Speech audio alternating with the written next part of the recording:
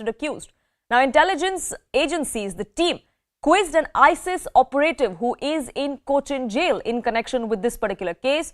The ISIS operative's name, Azharuddin, is questioned about the planning of this blast. What really is the link between the victim or the accused that died in that Coimbatore blast on Sunday and Azharuddin? That is now under investigation. There is also a Lashkar angle that is being investigated. LET operative Sarfar Nawaz was also questioned. He too is in jail. Now, there is a link between Sarfar Nawaz, the LET and the ISIS, which is all under investigation as we speak. Raids are on around Coimbatore and around the Kerala border as well. So that is where the investigation stands as of now. The politics, meanwhile, continues with BJP demanding an NIA investigation into the entire matter. They've even shot off a letter to Union Home Minister Amit Shah to intervene. They are not only accusing the state government of intel failure, but they're also accusing the state government of an alleged cover-up. Purnima, my colleague, now joins me for more on this. Now, Purnima, the investigation is gathering steam and so is the politics. Chorus is growing for an NIA investigation now. Absolutely. The BJP says that they waited for 48 hours, but still the police are not giving more information on whether the Sunday's 4 a.m. incident or the cylinder blast, they call it, whether that was pre-planned suicide attack or not. BJP says they have evidence to prove that yes, it was a planned attack, and the Tamil Nadu government so far has not reacted to it. Meanwhile, the Coimbatore police commissioner had addressed the media saying that yes, 5 have been arrested, of which 3 of them were seen in a CCTV footage where they were transporting materials including 2 cylinders and 3 plastic drums inside the car hours before the car exploded near a temple in Coimbatore. So BJP says while there's evidence, why is the police denying it, and demands that the NIA take up the case so that more information is revealed rather than hiding the truth. That's something that the BJP has said, but the DMK so far has remained tight-lipped over the incident. Right, now the DMK has maintained a stoic silence so far, Purnima. We've seen the allegations come to the fore from the BJP over the last 24 hours. They say they've waited enough. They also did a press conference today where they say they have proof of why they think this is intel failure and an alleged cover-up. When can we expect the DMK to come out and clarify or clear the air?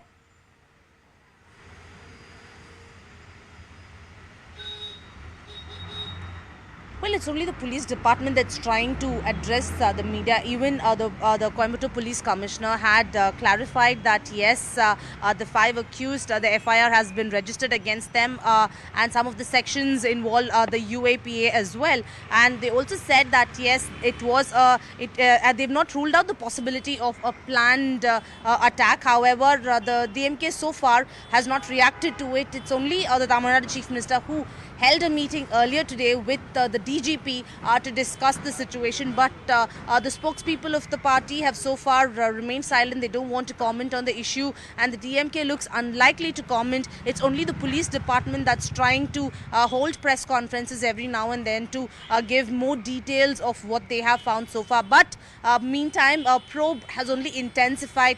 5 arrested, 8 of them BJP says have been picked up, but police also says that they are trying to interrogate more and more people because they think that there are more people involved. It's only those who were seen in the CCTV footage who were arrested late last night, but many more are currently being questioned, is what the police have officially confirmed. Right, so the nexus is what really is being looked into, and as far as the investigation goes, the chorus for an NIA probe, Purnima, is also growing because there is a Lashkar and ISIS connection that is under investigation.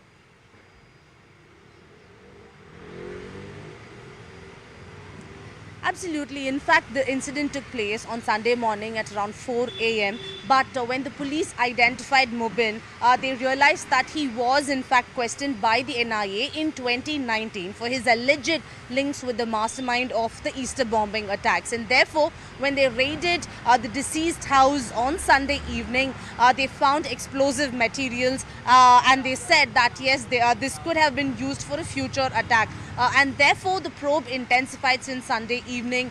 There have been reports that the deceased was very much in touch with some of them from the IS, and therefore they are also trying to to send teams to Kerala to investigate, because the police sources so far have confirmed that yes, the deceased Mubin was in touch with Azharuddin, and therefore who's now lodged in Kerala jail, and therefore special teams are also now trying to investigate that angle. So many links are now pointing to the fact that there could be a larger role because of the incident that took place on Sunday, and that's why the BJP says that it's time for the NIA to take it up, because it's not just a city-centric investigation. It involves the help of the NIA, as the connection between the deceased and many others could now be under the radar.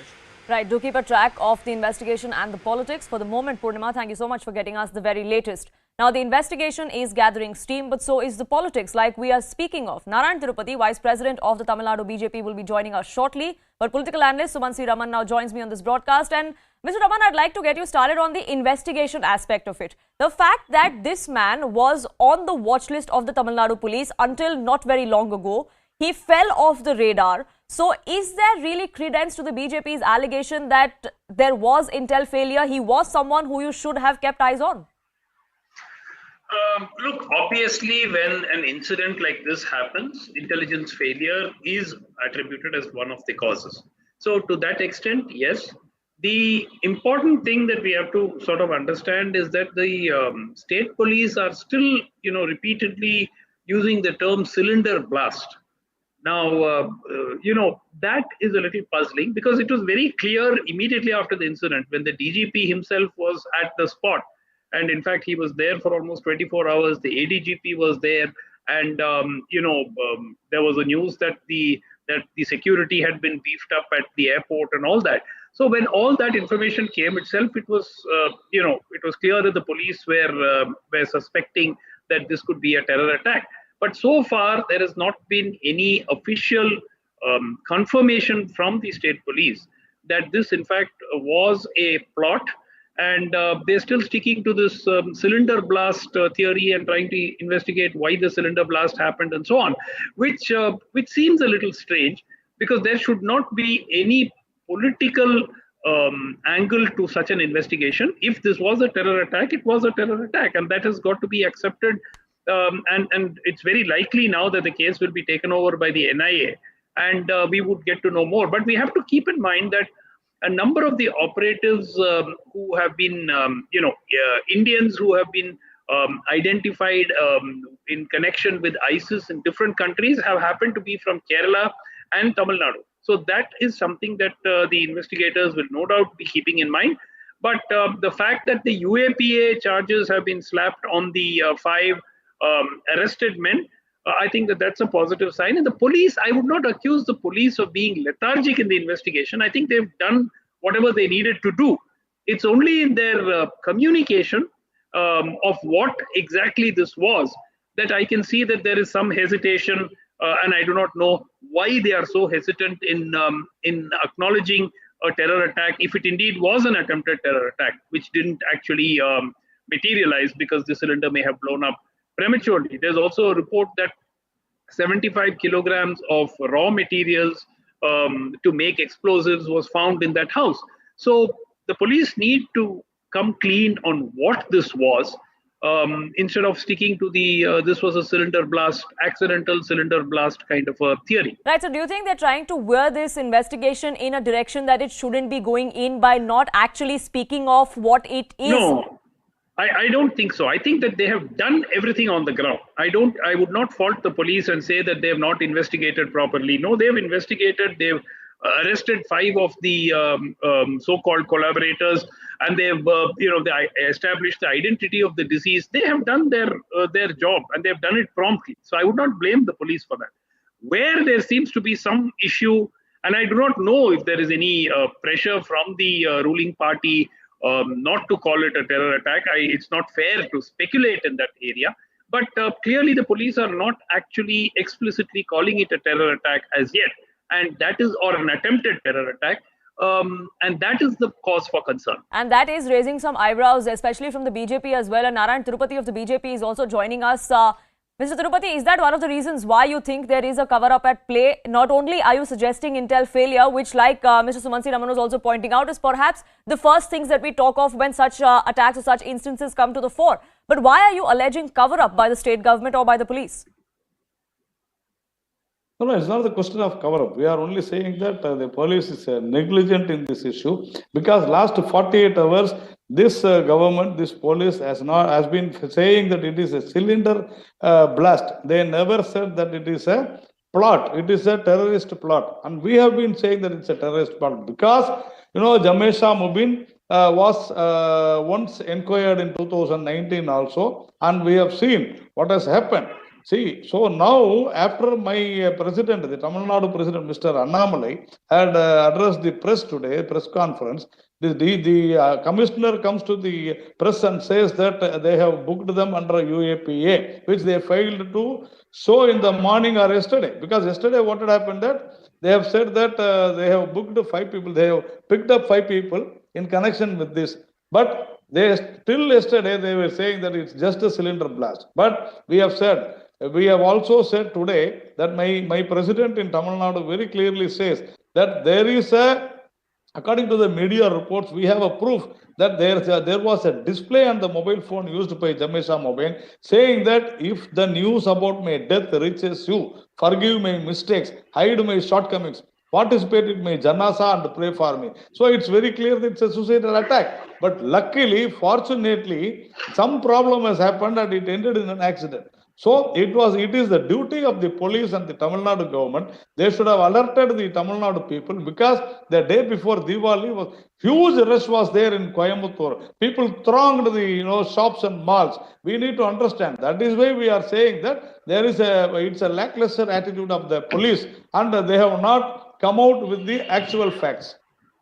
Right. So, Sumansi Raman, like the BJP is saying that yes, there was intel failure and now you're trying to hide information. Why are you not coming clean as far as what exactly has happened? And that's something that you've been talking of as well. But as far as the attack is concerned, from what it looks like or what the agencies are investigating is in the direction of this perhaps being a Fedayeen sort of an attack, if you will. Now, well, I think we'll have to wait for the police to come out with a clear-cut. Even this, WhatsApp display message or something that Mr. Narayanan was speaking about, it's sort of been spoken about by Mr. Annamalai and Mr. Narayanan. But the police have not officially corroborated that such a message was there. They have not objected. They have not rejected. They have not denied. I'm coming to that, sir. So I think that there is a need for the police to come clean. And look, eventually this matter is going to be handled by the NIA. Mind you, the NIA does not require the state police permission to take over a case. So they can just simply suo moto, take over the case from the state police and carry out the investigation. Now, it remains to be seen whether that is going to happen now or whether they are going to let the state police investigate for a few more days before taking over the case. But in all fairness, I think it is only proper that the NIA take over the investigation at the earliest so that you don't allow scope for more politics to come into this. This is a matter of national security. This is not a political game between DMK and BJP. And I think that nobody spoke any politics here. No politics here. We have very clearly said there is a lackluster attitude of the police. When you accuse the state police, it is a charge made against the state government. So it's very simple. We charge the government also, sir. Yes. Because they have not warned. They should have alerted the public. Why not the NIA take over the case, sir? 48 hours, they have been saying it's just a cylinder blast, and we have been saying that it's a terrorist attack. There are many cases where the NIA incident and accident. There are many cases where the NIA has taken over within 24 hours. We demand a NIA investigation into this. Sir, why it is your central government which can order the NIA to take over the case? That's what we have said, yes. Yes, that can be done at the earliest. That is exactly the point. So, effectively, once the NIA takes over the case, then the state police is only going to play a supportive role in the investigation, and the truth is likely to come out. So, let that happen. Absolutely. No, we only say that you have delayed. The state government and the state police delayed it, saying that it is only a cylinder blast and it is just an accident. It's not a terrorist attack. Now only they have come very clear after Mr. Annamalai's interview, Because even yesterday, they have not mentioned the sections about these 5 people. Today only they have said after anomalous disclosure. Right, so it UAPA seems has like been they are reactive more than being proactive. That seems to be the allegation against the police. No, I think that they have been, the investigation I would not fault Poonam, because I think that they have been on the spot. The DGP was on the spot immediately after the incident. Within a few hours, he was there. The ADGP was But there. The yesterday he DGP camped denied there for any 24 terrorist hours. activity in this. Mr. Sumant, he denied terrorist activities in this. Sir, But whereas we I have am been saying, talking yes, about, again, I'm talking about the process of investigation. They have identified the culprit within a few hours after the incident. They have identified the co-conspirators, at least the initial set of them. They have had the CCTV footage. They came The five people have been arrested. After more than 24 hours, sir, more than 36 hours. What, Mr. Sumant? They will have to analyze the CCTV footage.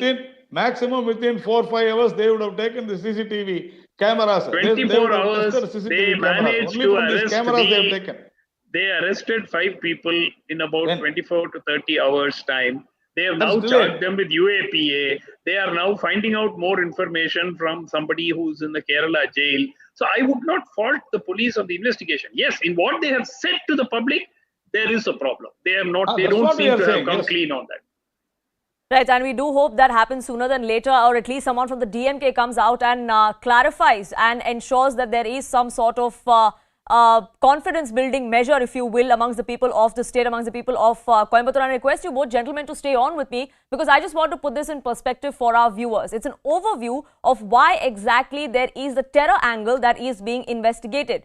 Now, Jamisha Mubin is the man who was killed in that cylinder blast, or in that blast in the car in Coimbatore in the wee hours of Sunday morning. Now, remember, he was quizzed by the NIA in 2019. He was killed in the Coimbatore car blast. First, it looked like he was really the victim, but as the probe progresses, it goes on to show that he perhaps was the man who executed the plan.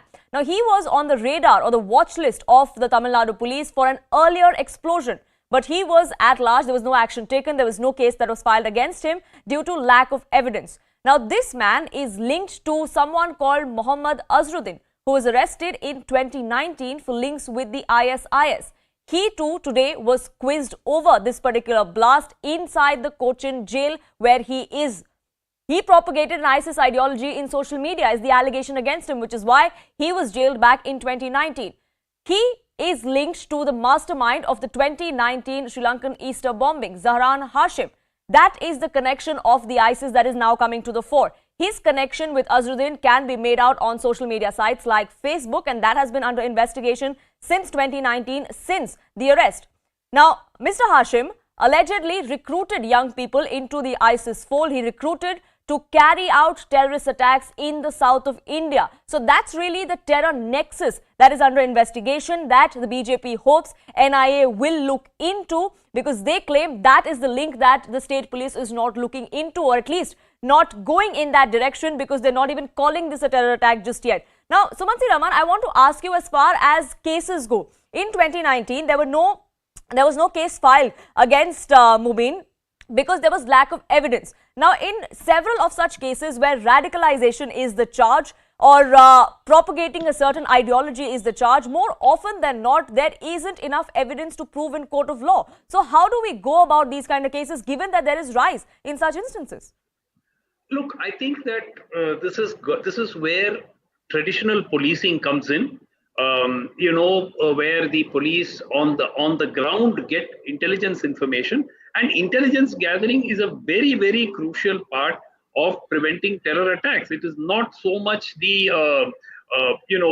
forces that actually get this done, but it's actually the intelligence gathering, the informers that the police have, the beat constable on the ground in that particular area. Those are the people who actually help prevent such attacks. And therefore, in this particular case, we need to find out if there has been any kind of intelligence failure. But at the same time, one should not jump to conclusions. There are possibilities that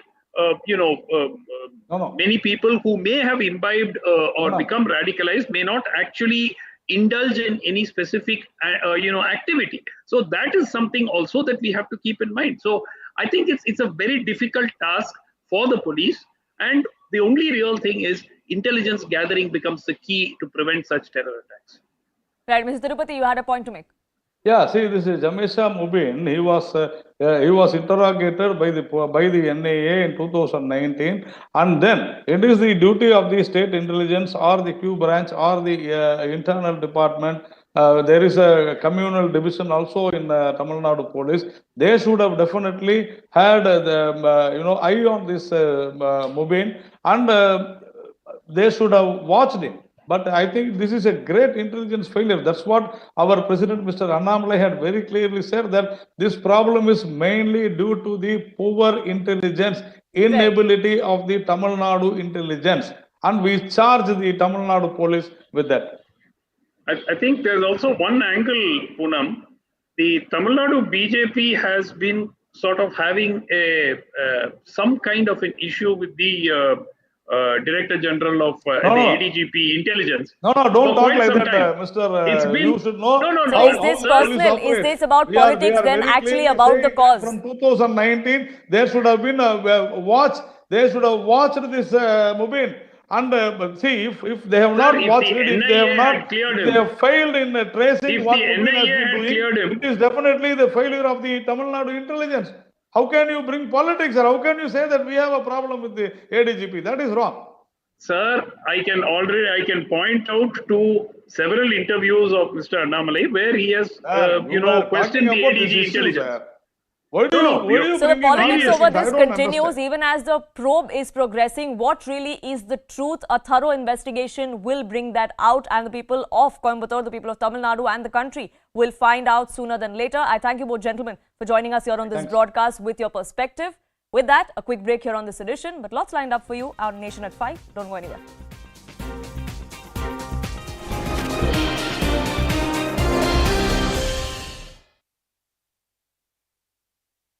And them developing potholes. It adds to the whole narrative that the Congress is saying that this BJP government is corrupt, takes 40% commission in every government contract, as a result of which we have substandard work.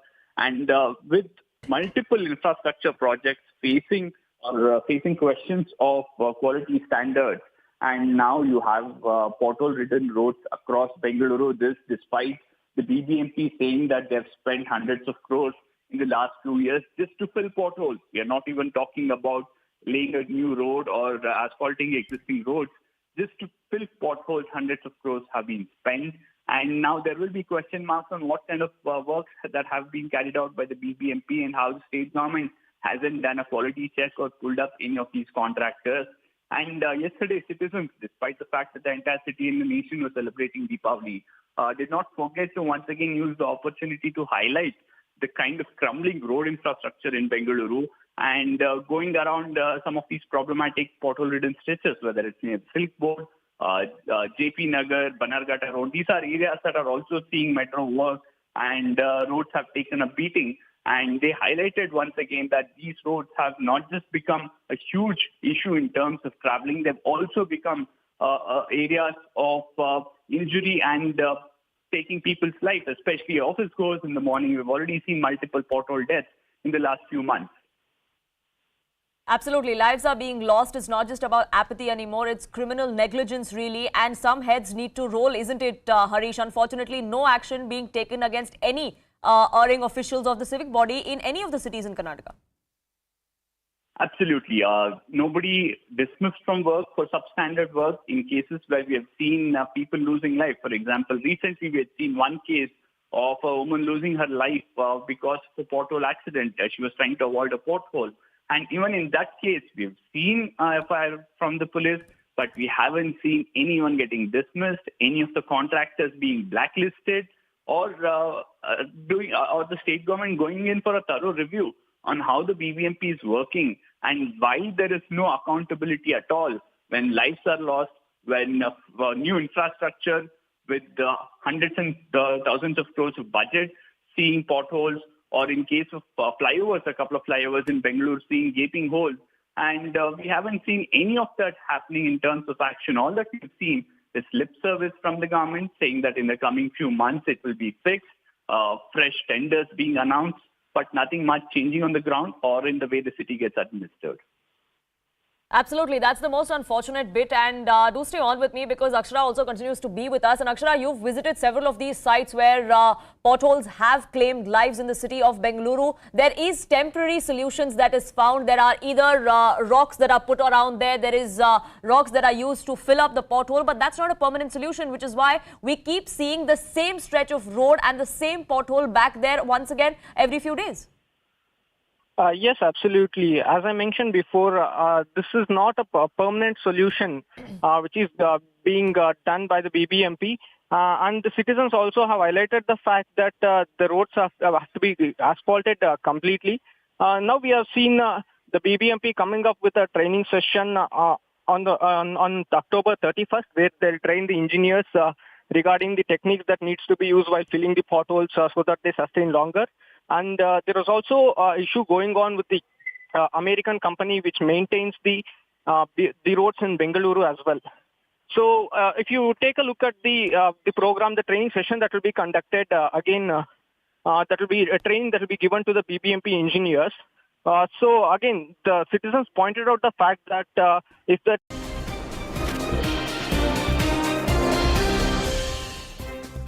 Welcome back. More breaking news coming in, and top intelligence sources have now told CNN News 18 that a Chinese spy operation has been busted in the United States. 4 Chinese nationals have been charged with espionage.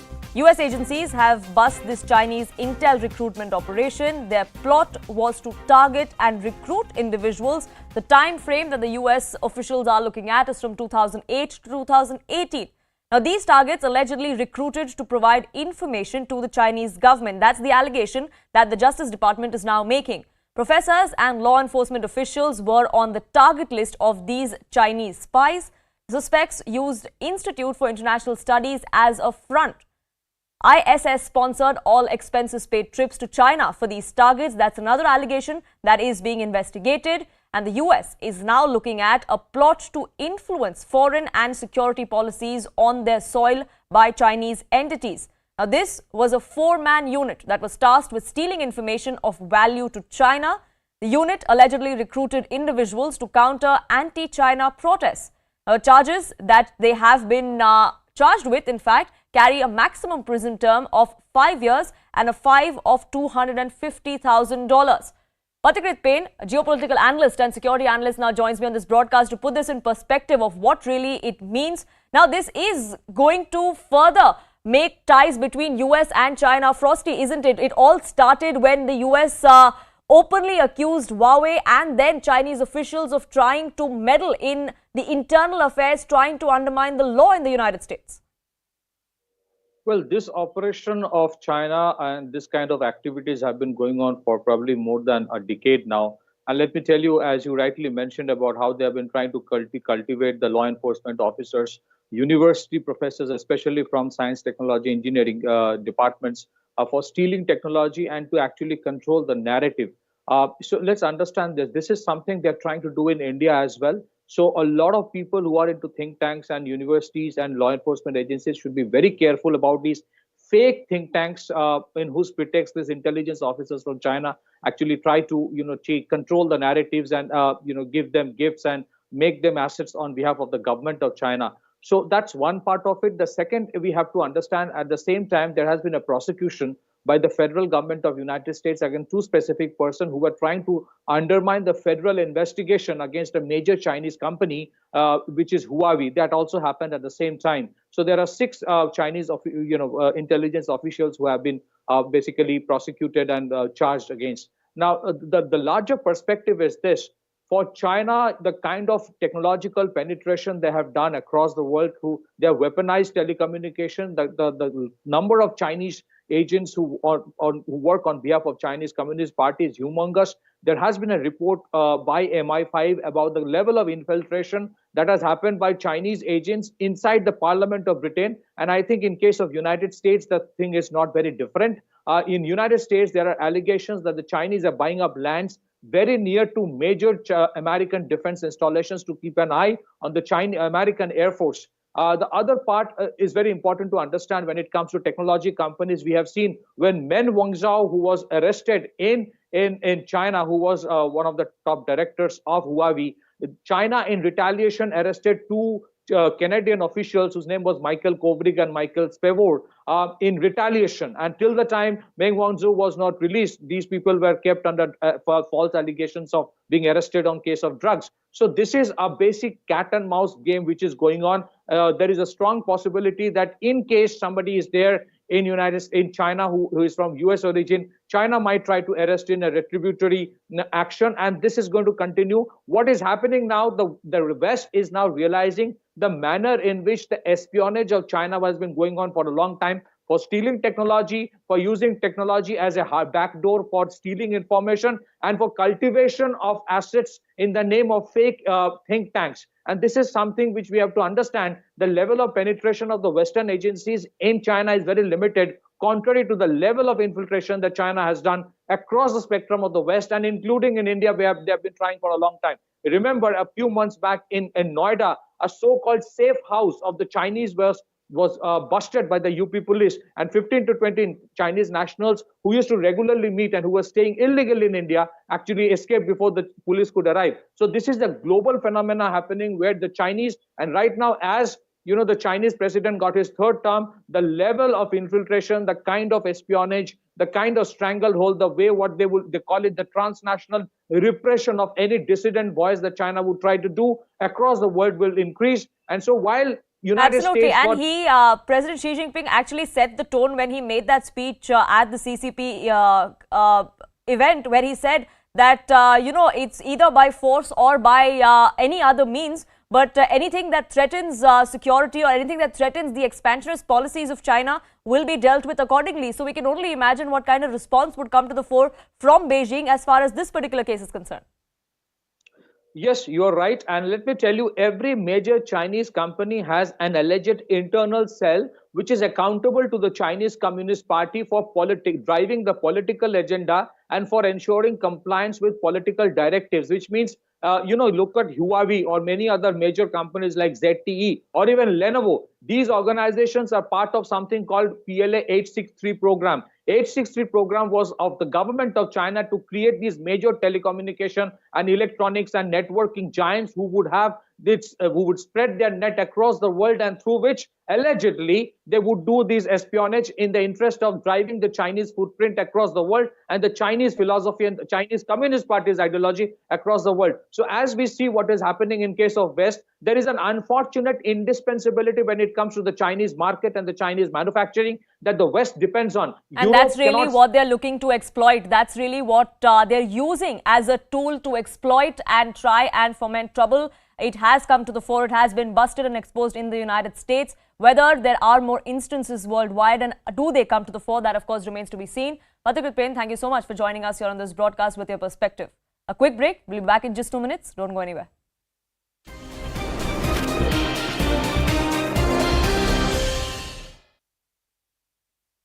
Also have highlighted the fact that the roads have to be asphalted completely.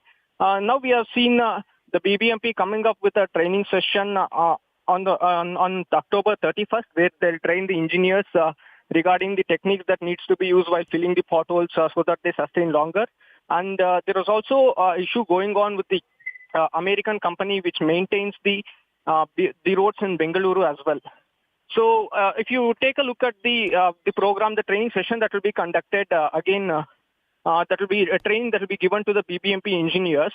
So again, the citizens pointed out the fact that if the training is given to the engineers regarding the techniques and the potholes will be filled, so the potholes might resurface again. So they are demanding a permanent solution regarding this issue. Right, permanent solution is what the people of Bengaluru, is what the people of Karnataka need. Akshara and Harish, do stay on with me because we're also taking your calls live here on this broadcast. The numbers are flashing at the bottom of your screens. The pothole menace continues to haunt people of Bengaluru. Who is to be blamed and will heads roll? That's the question we're asking here on this broadcast. We'd like you to call in with your view. Let us know what you want from your representatives in the state of Karnataka, in the city of Bengaluru, and we'd like to put those questions to those elected representatives and what action they are taking as far as the pothole menace in the city is concerned. Now, several lives have been lost in the city of Bengaluru, across the state of Karnataka as well. And this is the story we see every single monsoon. One heavy downpour and the roads go for a toss. There are pothole-ridden roads on newly asphalted roads as well. And Harish, that's the most unfortunate bit. It's not like these roads are built 10, 20 years ago. Some of them are built a couple of months ago, and yet we see gaping holes in them. Absolutely. Remember, every time a fresh tender goes out for asphalting of a road, it has details, it has certain conditions. There is a defect liability period. There is a maintenance period, which means if a road develops any sort of a issue with its quality, whether it's potholes or cracking up or peeling off, the liability lies on the contractor who has executed that particular tender. Now, the question is, how many of these contractors have been made to cough up for putting up such substandard road? Second, have they been blacklisted? How many contractors have been blacklisted? We haven't seen this. We haven't seen the government coming out and saying, well, we believe this contractor, ex-contractor hasn't done his job properly. We are blacklisting him from all government works. That hasn't happened. We haven't seen that. Second, this raises a bigger question. If the government is not going after the contractors for such shoddy jobs, such substandard work, one wonders if they are in hand in glove with the contractors. The fact that the Contractors Association a few months back came out and said that irrespective of the work that's happening, whether it's from the BBMP or other agencies of the government, demanding 40% commission leaves us with very little scope to carry out good quality work in government infrastructure. Raises question on if that's the reason the government is not going after the contractors. We are seeing unique protests like these which took place yesterday, where on the occasion of Diwali, a citizen decided to get the attention of the civic body and of the politicians that these potholes continue to claim lives, that these potholes continue to create a menace for the people of the city, which is why he was seen bursting crackers in multiple of those potholes across the city. And Harish, we've been discussing how there are political ramifications of this as well. The crumbling infrastructure, not just in Bengaluru, but across the state, is something that the BJP will have to combat come election next year. Absolutely. And the fact that several of these problematic areas are the ones that have seen crores of rupees being spent in terms of asphalting the entire stretch. In some cases, bridges and ROBs built just a few weeks back, and them developing potholes. It adds to the whole narrative.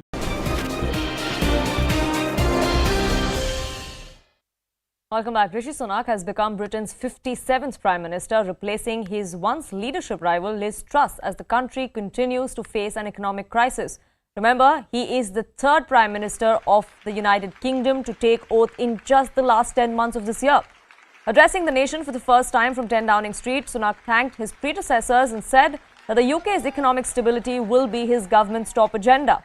He also raised the Russia-Ukraine war and said that the ongoing conflict has destabilized Britain's economy. Sunak gained support of over 50% of Conservative MPs, and the 42-year-old scripted history by becoming the first Prime Minister of a non-British origin to assume the top office. He's also the youngest Prime Minister in modern British history. I'd like to pay tribute to Liz Truss for her dedicated public service to the country. She has led with dignity and grace through a time of great change and under exceptionally difficult circumstances, both at home and abroad. I am humbled and honoured to have the support of my parliamentary colleagues and to be elected as leader of the Conservative and Unionist Party. It is the greatest privilege of my life to be able to serve the party I love and give back to the country I owe so much to. The United Kingdom is a great country, but there is no doubt we face a profound economic challenge. That was Rishi Sunak yesterday, before he took oath as the next Prime Minister, before he assumed high office. This afternoon, he met with King Charles III, where he was officially appointed as the head of the government. He was invited to form the next government in the name of the king. Right after that, he went to 10 Downing Street, from where he made his first address to the nation and to the media that had all eyes on him as to what his action plan is going to be. Challenges are many for Rishi Sunak. First, the biggest one is going to be fixing the economic mess, something that perhaps was the last nail in the coffin as far as Liz Truss's PM stint was concerned. Sanjay Suri, my colleague now reporting live from London, joins me on this broadcast. And Sanjay, what do you make of the first address that Rishi Sunak made as the Prime Minister of the country? Many would say that it seemed like an election or campaign speech more than an address that a Prime Minister was expected to give. And they would be right. Having covered his election speeches at length and on several occasions when he was confronting Truss the last time round, I attended many of the hustings and many of his campaign speeches outside of those hustings, and this seemed like a partial lift from those very speeches. It was the same stuff that he came up with today, and we were all looking for something a little more, a little different, a little more pointed, with some idea of nuts and bolts. He said that there's a profound economic crisis.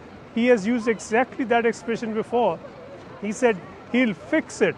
Again, that is an expression he has used before, and that he keeps using about just about everything.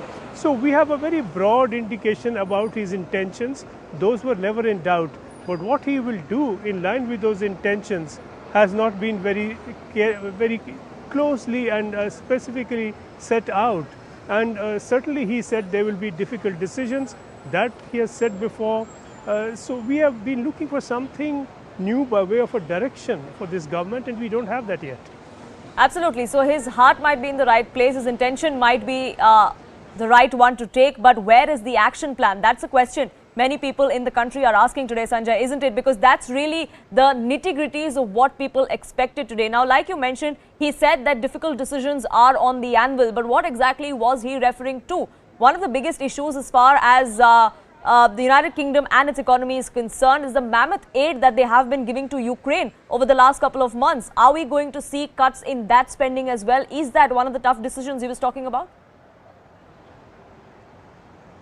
I doubt very much that he'll be able to cut aid to Ukraine. There is a good deal of military support to Ukraine, and Ukraine needs this support badly. Ukraine is looking for yet more.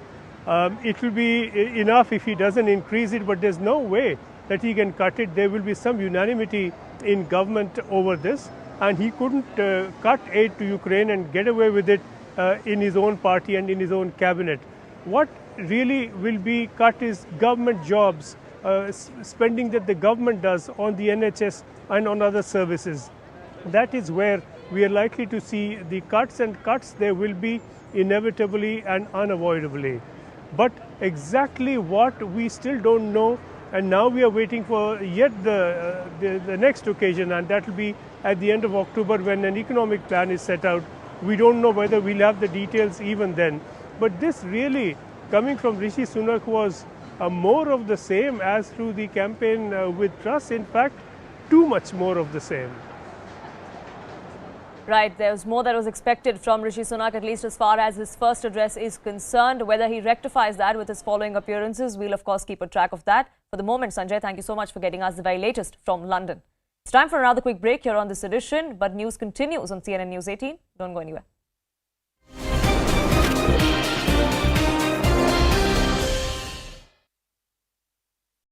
Second, this raises a bigger question. If the government is not going after the contractors for such shoddy jobs, such substandard work, one wonders if they are in hand in glove with the contractors. The fact that the Contractors Association a few months back came out and said that irrespective of the work that's happening, whether it's from the BBMP or other agencies of the government, demanding 40% commission leaves us with very little scope to carry out good quality work in government infrastructure. Raises question on if that's the reason the government is not going after the contractors. We are seeing unique protests like these which took place yesterday, where on the occasion of Diwali, a citizen decided to get the attention of the civic body and of the politicians, that these potholes continue to claim lives, that these potholes continue to create a menace for the people of the city, which is why he was seen bursting crackers in multiple of those potholes across the city. And Harish, we've been discussing how there are political ramifications of this as well. The crumbling infrastructure, not just in Bengaluru but across the state, is something that the BJP will have to combat come election next year. Absolutely. And the fact that several of these problematic areas are the ones that have seen crores of rupees being spent in terms of asphalting the entire stretch, in some cases bridges and ROBs built just a few weeks back, and them developing potholes. It adds to the whole narrative that the Congress is saying that this BJP government is corrupt, takes 40% commission in every government contract, as a result of which we have substandard work. And with multiple infrastructure projects facing questions of quality standards, and now you have pothole-ridden roads across Bengaluru, this despite the BBMP saying that they've spent hundreds of crores in the last 2 years just to fill potholes. We are not even talking about laying a new road or asphalting existing roads. Just to fill potholes, hundreds of crores have been spent. And now there will be question marks on what kind of works that have been carried out by the BBMP and how the state government hasn't done a quality check or pulled up any of these contractors. And yesterday, citizens, despite the fact that the entire city and the nation was celebrating Diwali, did not forget to once again use the opportunity to highlight the kind of crumbling road infrastructure in Bengaluru and going around some of these problematic pothole-ridden stretches, whether it's near the Silk Board.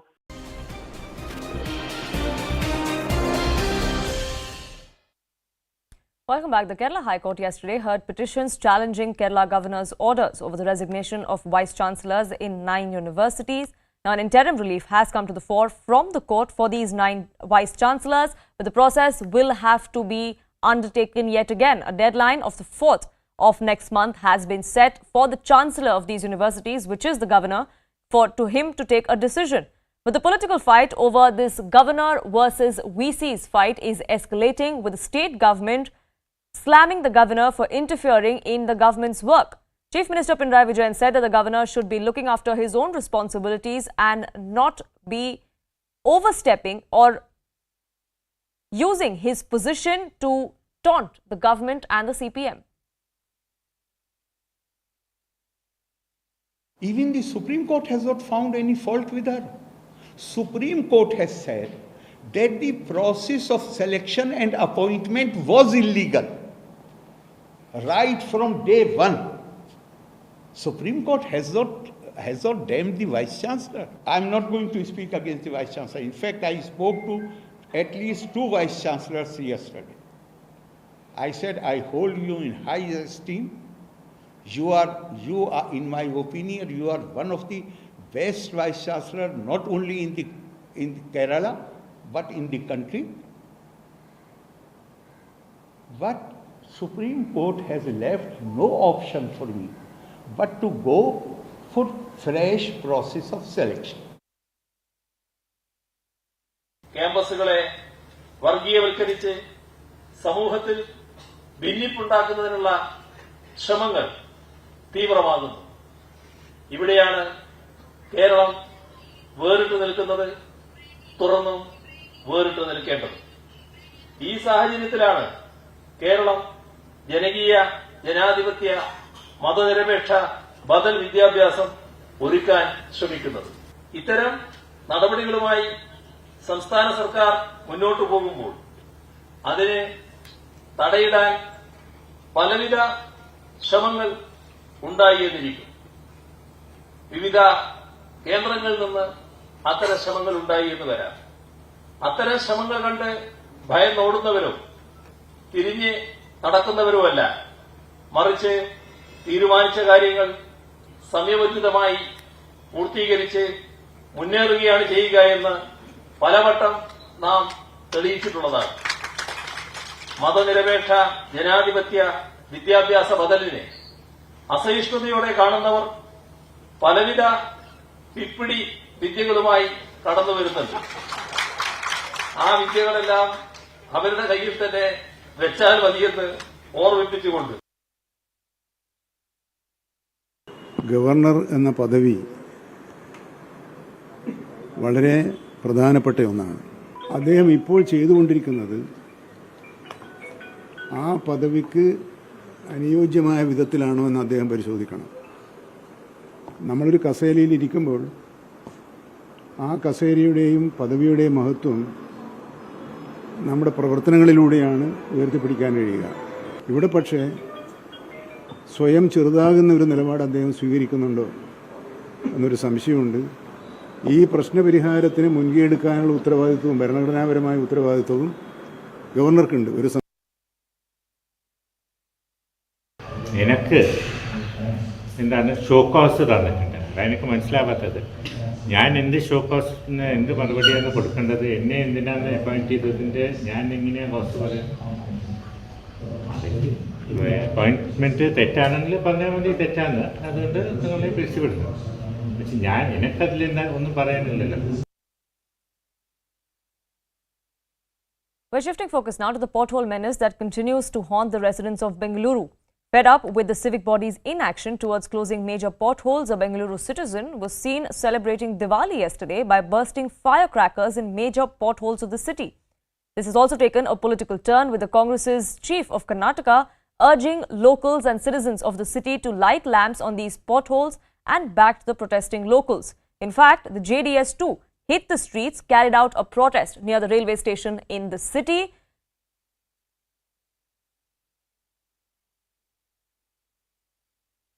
Fed up with the BBMP's inaction towards filling the potholes in the city, and in a bid to draw the attention of the government as well as the BBMP towards the pothole issue in Bengaluru, the citizens of Bengaluru took to a unique way of celebrating this Diwali by bursting crackers on major potholes in the city. Now remember, a whopping 20,000 crore has been spent in the past 5 years to fix the pothole issue and on the roads, and rupees 30 crore has been spent annually just to fix the potholes in the city of Bengaluru. Still, the pothole issue in Bengaluru persists, claiming the lives of the citizens in the city.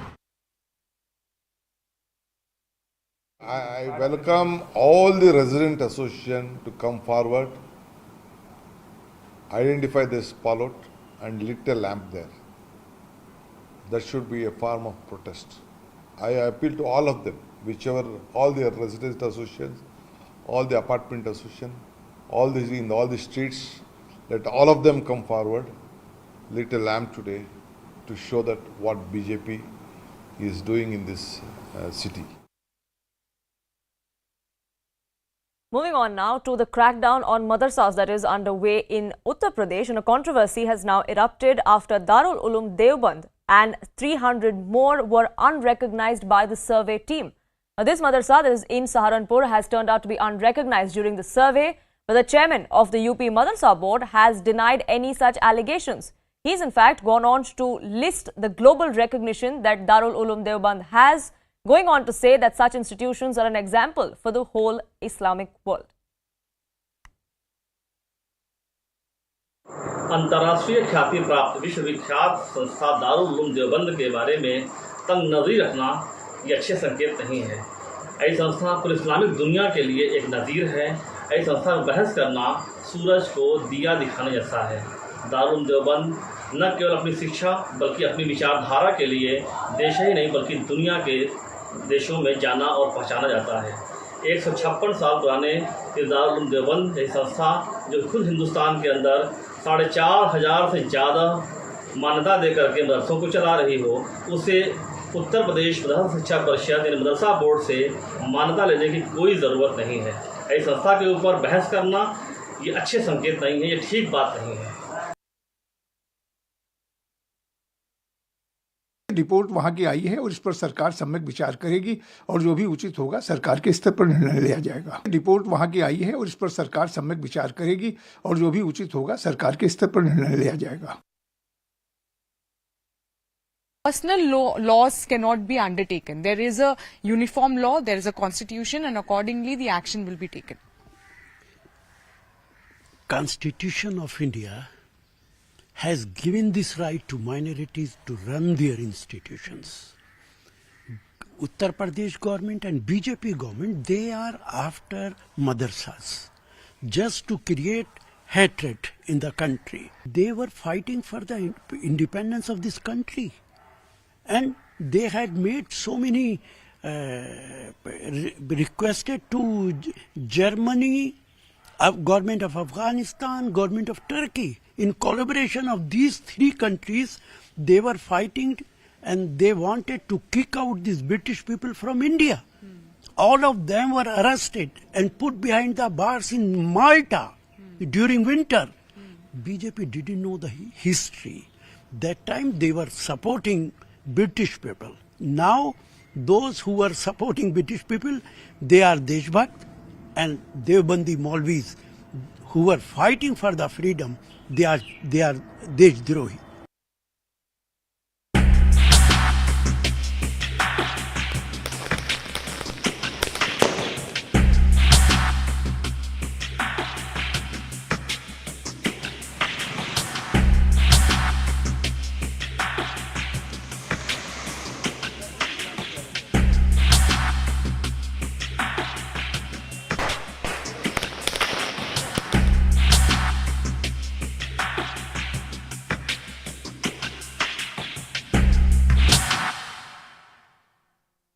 Now, Delhi air quality turned very poor to hazardous in some parts of the city after people burst firecrackers despite the ban in effect during Diwali yesterday.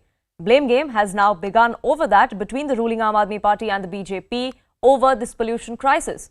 The BJP slammed Arvind Kejriwal and the state government for the deteriorating air quality, also blaming the party's government in Punjab for stubble burning. Meanwhile, the Delhi government pat its back as far as combating pollution was concerned, with the environment minister stating that there was 30% less pollution in Delhi this Diwali.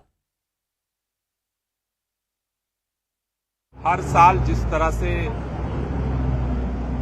Diwali के अगले दिन प्रदूषण का स्तर तेजी के साथ बढ़ता था, आज पिछले 5 साल में सबसे कम प्रदूषण का स्तर सुबह सुबह मापा गया है।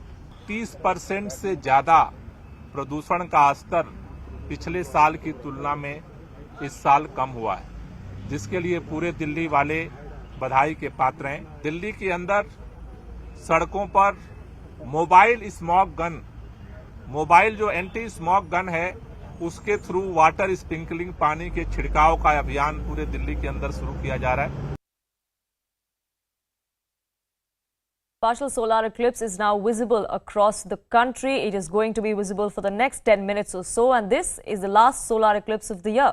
We leave you with those visuals.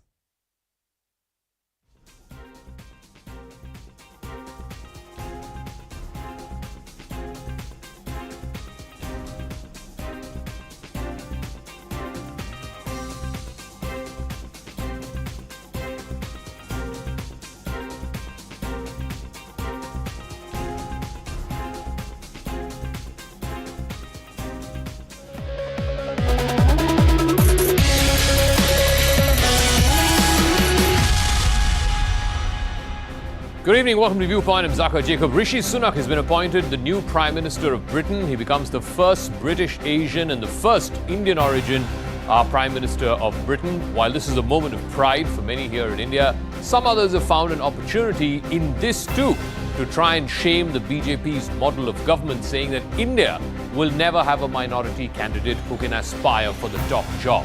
Now, the fact remains that India has had